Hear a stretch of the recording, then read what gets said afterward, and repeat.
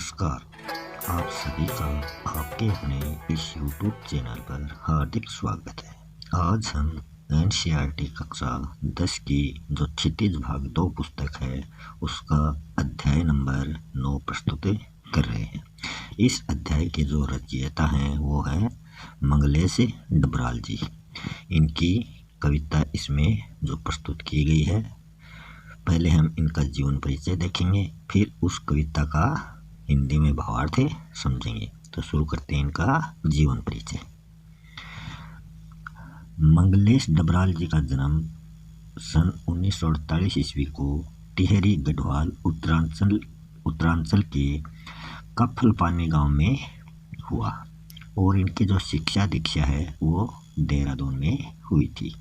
दिल्ली आकर हिंदी पेट्रियट प्रतिपक्ष और आसपास में काम करने के बाद वे भोपाल में भारत भवन से प्रकाशित होने वाले पूर्वग्रह में सहायक संपादक नियुक्त हुए थे। इलाहाबाद और लखनऊ से प्रकाशित अमृत प्रभात में भी कुछ दिन इन्होंने नौकरी की थी। ये इनकी पत्रिकाओं के नाम है जहाँ इन्होंने नौकरी की। सन 1983 ईस्वी में जनसत्ता अखबार में साहित्य संपादक का पद इन्होंने संभाला था। कुछ सहारा समय में संपादन कार्य करने के बाद आजकल वे नेशनल बुक ट्रस्ट से जुड़े हुए हैं। तो इनसे संबंधित कौन कौन से अखबार हैं? पूर्वग्रह है, अमृत प्रभात, जनसत्ता और सहारा समय, ये इनसे संबंधित अखबार थे। मंगलेश डबराल के 4 कविता संग्रह प्रकाशित हुए हैं।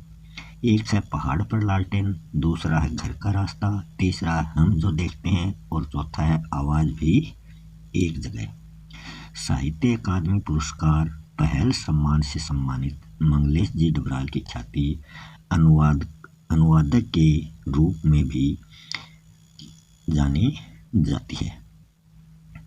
मंगलेश जी की कविताओं में भारतीय भाषाओं के अतिरिक्त अंग्रेजी, रूसी, जर्मन, स्पेनी, पोलस्की और बल्गारी भाषाओं में भी अनुवाद प्रकाशित हो चुके हैं।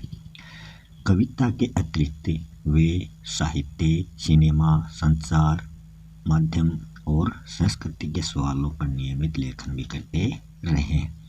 मंगलेश जी की कविताओं में सामंती बोध एवं पूंजीवाद, छल छद्म दोनों का प्रतिकार दिखाई देता है।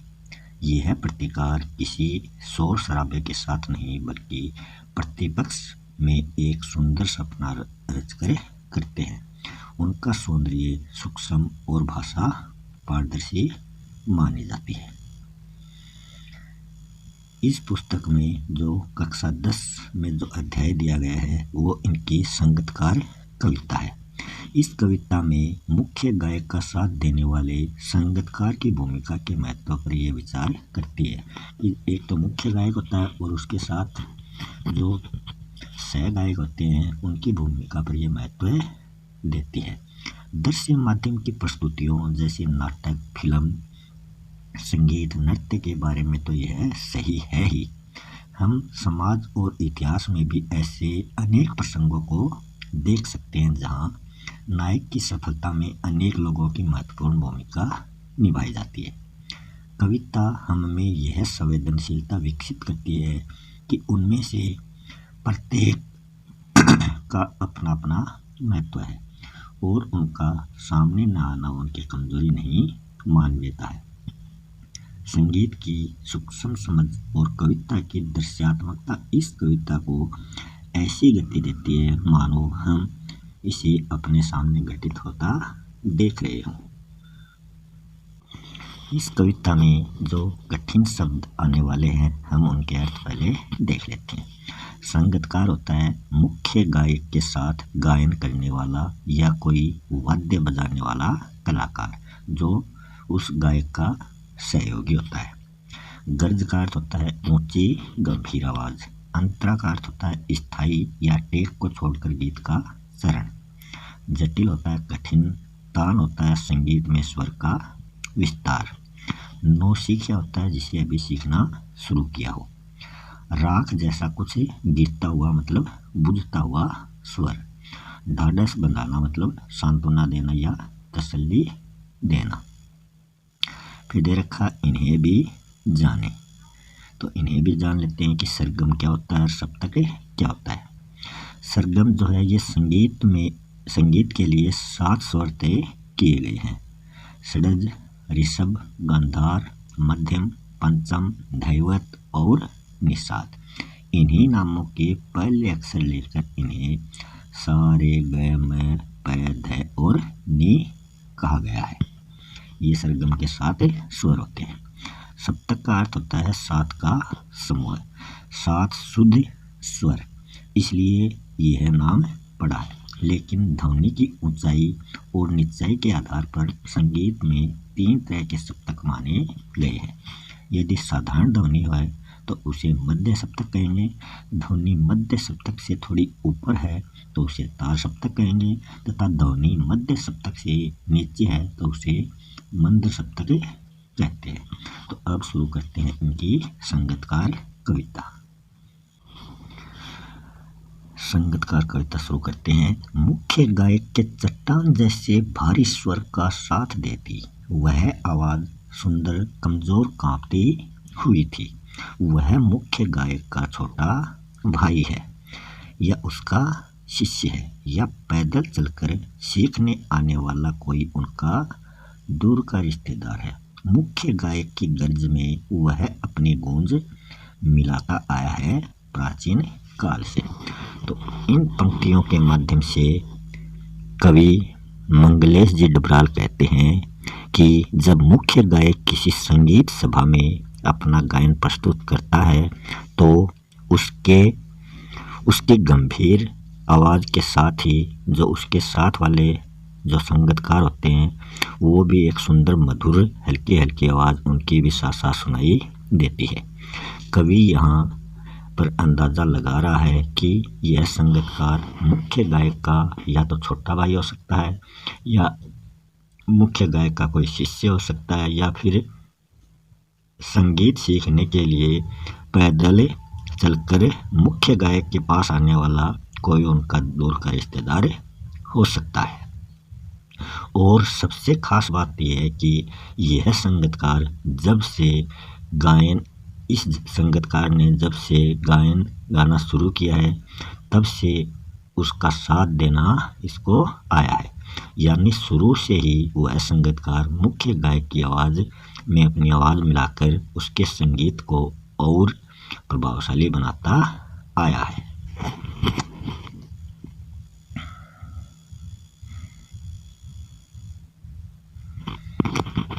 फिर है गायक जब अंतरिक्ष की जटिल तानों के जंगल में खो चुका होता है या अपने ही सरगम को लांघकर चला जाता है, भटकता हुआ वह एक अनहद में, तब संगीतकार की स्थाई को संभाले रहता है, जैसे समेटता हो मुख्य गायक का पीछे छूटा हुआ सामान, जैसे उसे याद दिलाता हो उसका बचपन जब वह नौ सीखा था। तो इसके माध्यम से कवि कहते हैं कि कभी मुख्य गायक किसी गाने का अंतरा गाने में इतना तल्लीन हो जाता कि वह अपने सुरों से भटक जाता है, यानी असली सुरों को वो भूल जाता है। ऐसी स्थिति में संगीतकार जो हमेशा मुख्य सुरों को पकड़े रहता है वही उस समय सही सरगम को पकड़ने में मुख्य गायक की मदद कर उसे उस कठिन स्थिति से बाहर निकालता है। यानी कि संगीतकार हमेशा मूल स्वर को ही दोहराता रहता है। जब मुख्य गायक गीत गाते हुए सुरों की दुनिया में खो जाता है और अंतरे के सुर तान की बारीकियों में उलझकर बिखरने लगता है, तो वह संगीतकार के गाने को सुनकर वापस मुख्य सुर से जुड़ जाता है। अर्थात संगीतकार सुर से भटके हुए मुख्य गायक को वापस सुर पकड़ने में मदद करता है। कवि कहते हैं कि उस समय ऐसा लगता है मानो जैसे कि वह संगीतकार मुख्य गायक का पीछे छूटा हुआ सामान समेटते हुए उसके साथ आगे बढ़ रहा है। उस समय उस मुख्य गायक को अपना बचपन याद आ जाता है जब वह नया नया गाना सीखता था या फिर नौसिखिया।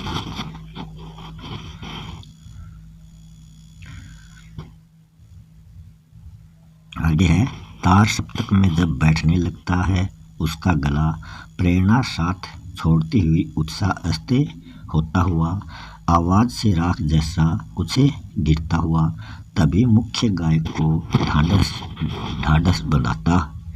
कहीं से चला आता है संगीतकार का स्वर, कभी कभी वह यूं ही देता है उसका साथ, यह बताने के लिए कि वह अकेला नहीं है और यह कि फिर से गाया जा सकता है। तो इसके माध्यम से कवि कहते हैं कि जब कभी मुख्य गायक ऊंचे स्वर में गाता है तो उसका गला बैठने लगता है, उसके सुर संभलते नहीं हैं। तब गायक को ऐसा लगने लगता है जैसे कि अब उससे आगे गाया नहीं जाएगा। उसके भीतर निराशा छाने लगती है, उसका मनोबल खत्म होने लगता है, उसकी आवाज़ कांपने लगती है, जिससे उसके मन की निराशा व हताशा प्रकट होने लगती है। उस समय मुख्य गायक को हौसला बढ़ाने वाला व उसके अंदर उत्साह जगाने वाला संगीतकार का मधुर स्वर सुनाई देता है। उस सुंदर आवाज़ को सुनकर मुख्य गायक फिर से नए जोश में गाने लगता है।